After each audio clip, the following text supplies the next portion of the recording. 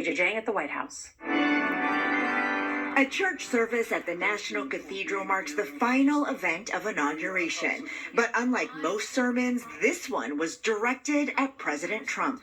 I ask you to have mercy upon the people in our country who are scared now. Reverend Marianne Edgar Buddy used her audience with the president to defend the undocumented immigrants Trump has vowed to deport, with ICE raids starting as early as this week. The vast majority of immigrants are not criminals. They pay taxes and are good neighbors. Back at the White House, Trump was unmoved. Not too exciting, was it? I didn't think it was a good service. The president has already signed 7 executive orders on immigration. That's a good one. Birthright. That's a big one.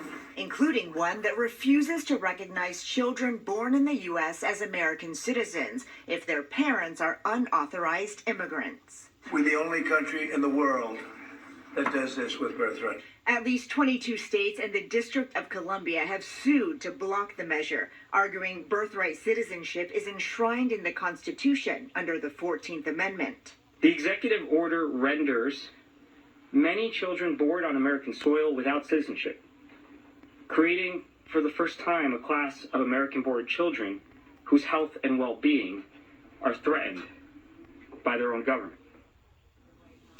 Despite President Trump's claim that the U.S. is alone, more than 30 countries have unrestricted birthright citizenship. Ending it here was one of Trump's campaign promises. And tonight, the White House says it is ready to face those state lawsuits in court. Nora? Weijia Jiang, thank you.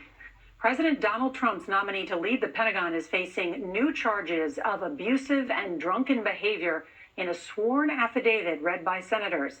CBS's Nicole Killian has the details. Pete Hegseth's former sister-in-law, Danielle Hegseth, alleges the defense secretary nominee was abusive toward his second wife, Samantha. In a sworn affidavit provided to the Senate Armed Services Committee, Danielle Hegseth claims Samantha told her she once hid in a closet for fear of her safety. Would you like a copy of it? Democrats who reviewed the statement were outraged. What I read in that affidavit reinforces the idea that not only is Pete Hegseth not qualified to be Secretary of Defense, he is truly a danger. Danielle Hegseth, who was married to Hegseth's brother, also alleges Samantha had a plan to get away from Hegseth by texting a safe word to her if she needed help. During his confirmation hearing, Hegseth denied any allegations of violence toward his former wives. Did you ever engage in any acts of physical violence against any of your wives? Senator, absolutely not. To be confirmed, Hegseth can only afford to lose 3 Republican votes. Some, including Maine's Susan Collins, are still deliberating. I had told you earlier that I was undecided. In a statement to CBS News, an attorney for Pete Hegseth said that his ex-wife Samantha never alleged any abuse in court documents or to the FBI, and he called Danielle Hegseth's claims belated and false. Nora? Nicole Killian, thank you very much. Turning now to the Arctic freeze affecting parts of 30 states. For the Deep South, it's unprecedented. Snow, ice, and even blizzard warnings stretching along the coast from Texas through Louisiana and into the Florida Panhandle. CBS's Katie Weiss is in New Orleans, which is experiencing its biggest snowfall on record. Katie? Well, good evening, Nora. You know, NOLA is now SNOLA. 9 inches of snowfall here today, and it's still coming down. It's the most the Big Easy has ever seen in recorded weather history. And now, just at this hour, we're learning that the city has brought in 14 snowplows to come and clear these roads. Those plows coming from Indiana, driving down yesterday to take care of that.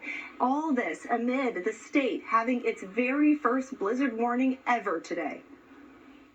Palm trees covered in snow, streets slippery with ice, like this one leading to the Superdome, where the Super Bowl will be played in less than 3 weeks. This SUV lost control and hit a curb, and this historic weather event isn't over yet. This winter wonderland that we're seeing right now is going to end, and a hard freeze is going to begin. On iconic Bourbon Street, people were still letting the good times roll. But most Louisianans are heeding warnings to shelter in place. Are you going to be doing anything to commence or celebrate this historic day? Eating some good food, maybe make a pot of gumbo, something like that. I'm Skyler Henry in Tallahassee, Florida, where crew trucks like this one are using sand mixtures to treat the roads ahead of the storm.